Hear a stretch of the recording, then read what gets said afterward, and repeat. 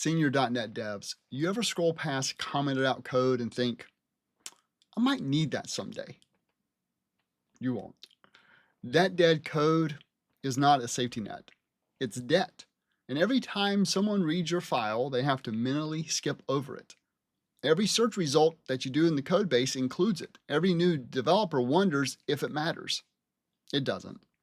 When I started building my global code technologies framework that I use for my clients, I caught myself leaving old implementations around just in case.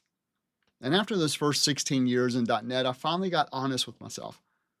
I never went back, not once. And if I did need it, well, Git remembers. That's literally what version control is for. So version, Mercurial, TFS, Git, they all do the same thing. They remember your code history so you don't have to.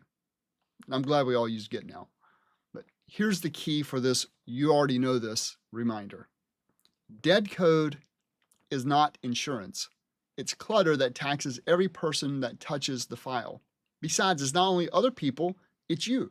Every time you come back to that file, you have to manually skip over it again. Not only that, but now AI tools will read it as well. And sometimes they'll just suggest that you uncomment the code when it never really worked to begin with.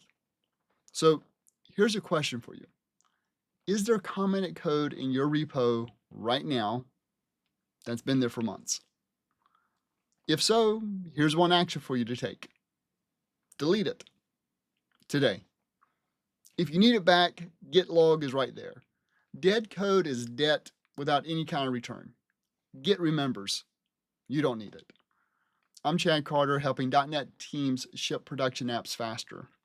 You already know what you're doing, so now go and ship it. And hey, if this helped, you know the drill. Plus, you may want to go ahead and share this with a dev that you like. And I'll see you in the next video.